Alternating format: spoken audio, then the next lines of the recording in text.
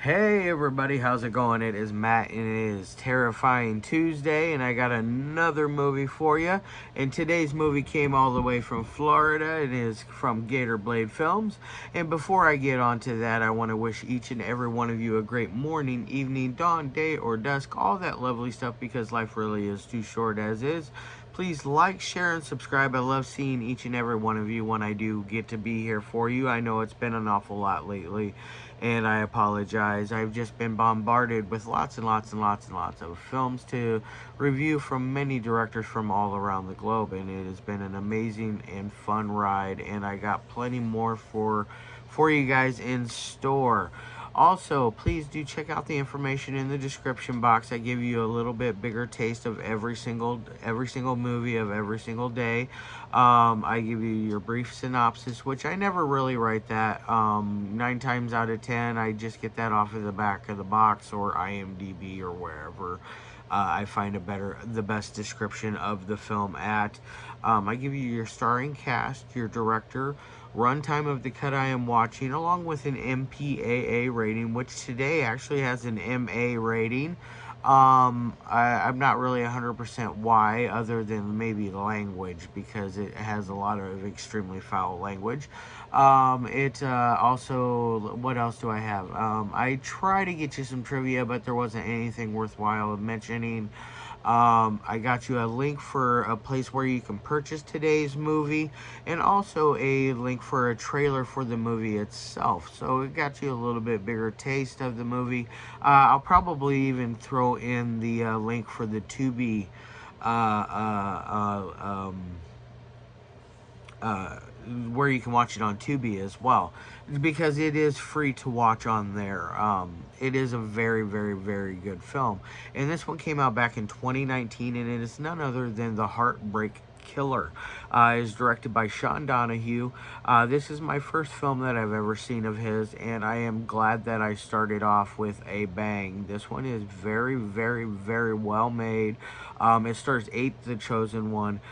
This is the second film that I've got to see with him as a starring role in it. The other one was American Guinea Pig. What was it? Bouquet of Blood and Guts, or Guts and whatever it is. The first American Guinea Pig film. The one directed by was it Stephen Biro did that one, I believe. But either way, that one was a nod to Flowers of Flesh and Blood, the Japanese guinea pig film, which is my absolute favorite out of the guinea pig films. But anyways, this is it stars Eight, the Chosen One, like I said. Ashley Lynn Caputo's in there. You got a very brief, small cameo from Bob Glazier in there playing Eight's grandfather, because Eight plays Robert Hart, or Bobby Hart, or Bob Hart, as he is called throughout the film. He is kind of a sad character. Eight plays a dual role in it, which is kind of cool. He does both Bob, the pathetic kind of sad soul character, and he does Robert, the evil, like, in your face, very charismatic, doesn't care character. Both characters are very, very interesting. It shows that Eight has some acting chops. Because let's face it, in American Guinea Pig, he wasn't able to really act. He was all he had to do was eviscerate bodies, and just remember to go always start from the left. As they kept saying in that film. But this really showed me that he has some acting chops and some ability, and I really was impressed. Good job, man. I want to see more stuff that you've acted in. I saw that you were an executive producer on here as well. You are a jack of all trades when it comes to film, and I know you started off as a movie reviewer and you moved into film, which is very cool. I admire that, and I hope to someday be there as well. Yeah, you have a very charismatic vibe to you, and I really thought you did an amazing job in this. And Sean, you did a fantastic job directing this as well, because like, to have a title like Hart-Break Killer, you're expecting something that is going to be like blood and guts, or at least something with a lot of death and decay. And there really is. I don't. There's none of that. There's none. There's zero. It's honestly, it's more of a character study than anything else, and I really appreciated that. And it very much caught me by surprise. I wasn't expecting it. I was expecting something else. I don't. I was expecting something. I don't know.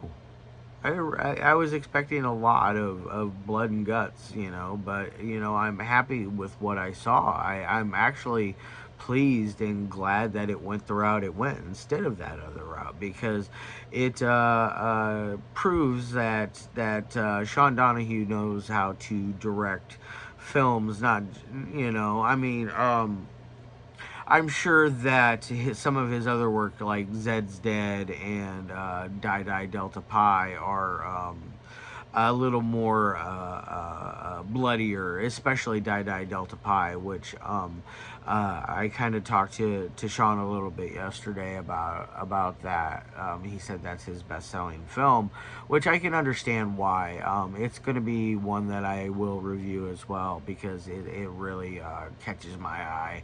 And Zed's Dead will eventually be on there as well, because let's just face it, who doesn't like Pulp Fiction, and who doesn't want to have a continuation of the story of the A to Z, what was it, A to Z pawn, or whatever they were, the pawn shop that both Bruce Willis and Ving Rhames were both assaulted in. Yeah. But back to the Hart-Break Killer. It shows that 8 has some range. His character goes he is basically, he's constantly being heartbroken and stood up. You first meet him by a girl that essentially she's stayed the night with him. She gets up early and leaves without saying goodbye. One of those kind of ordeals. He is bummed, as most people would be. Not everyone, but most people would be like, "Oh damn, I really wish you would have at least said bye." I mean, I after all, I was inside of you last night. Yeah, so that was kind of like, it kind of sets up the character that Bobby Hart is, and so he quickly, eventually, like when he wakes up, he quickly calls her and leaves kind of a sad little message, like, "Hey, I'm sorry I didn't get to say goodbye to you." Da da da da da. He eventually, sets up a date with her again. She stands him up. The people he works with are they claim to be friends. They're very, I would call them friends that give him tough love, because they are definitely trying to steer him on the right path. They just are very blunt about it. As sometimes, you have to be, especially with guys, sometimes you just have to be blunt. And so basically he eventually decides he's going to ask out this other character named Pam, and Pam reluctantly goes out on a date after work with him.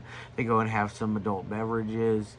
At one point, this really obnoxious drunk man comes over, which is hanging out with Sean Donohue's character, who does one of these numbers, which made me just laugh out loud when I saw him do that. Brilliant performance, Sean. I cried, and I laughed until I cried when he did that. But the guy comes over, he's very obnoxious, kind of an asshole type, very arrogant, and he hands the girl his phone number. She kind of bumps into Bobby, basically, talks some trash, and is like, hey, when you're done with this moron, basically, like, come hook up with the real dude, one of those ordeals. Bobby wants to eventually, like, things, like he goes away, things get back to normal. They're having their beverages, and Bobby wants to go have some food at a Latin joint, and she wants to just hang out there at the bar instead. So she says, "Yeah, you go ahead. I'll see you tomorrow at work." Blah blah blah. She ends up hooking up with the dude. And Bobby finds out, and so more heartbreak ensues with our character Bobby, and all the while he is having these basically these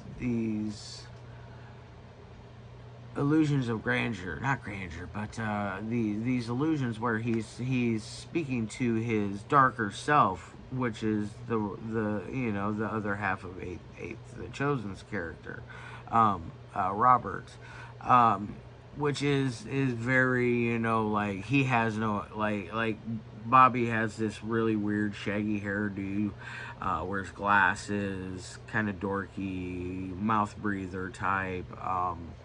Kind of reminds me of Anthony Wong in Untold Story, how he looks. It's kind of funny. And then the alternate character, he's bald, smokes cigarettes, has 5 o'clock shadow, very charismatic, very in your face, very raw. Unlike, he's very opposite of what our Bobby character is. So he's very cool, very like just raw, like I said, very neat character. I liked him. But basically, like, it breaks down what the two different characters are as who they are as people, and it's interesting. And I don't want to delve any further into things that happen into the movie itself. I want to move on to technical abilities of this film. As far as editing goes, I think Sean does a good job. There's no spots in it where I felt like it was jumbled or weird or didn't make sense. It constantly kept a good flow. I watched it at like 7 o'clock this morning, so I was a little sleepy and all, but it didn't bore me. It didn't make me want to go back to bed or anything. So that's cool. I'm happy that I started off my day with something as awesome as this. So yeah, good job with the editing. It really works. The dialogue is just it's great. It has lots of style, lots of panache.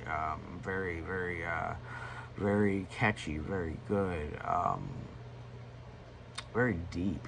In places, like, especially the dialogue between the Bobby and the Robert character. I really enjoy that stuff. I could have especially, I'll say this one. There's a part at the end where Bobby is talking to Robert, and he's talking about, oh, why aren't you in why are we here, why aren't we in the black room, the dark room anymore, and Robert turns and starts to leave, and he opens up the door. He says, because you're ready for the white room. And he opens up the door, and the room is completely bright, and just completely just blinding light is coming out, and and that's how it ends.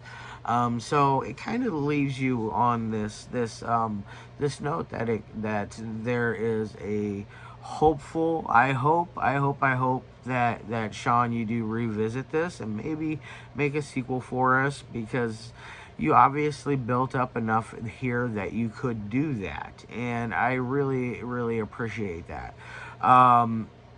The acting works really well. Like I've been saying, eight the chosen really showed his acting talent.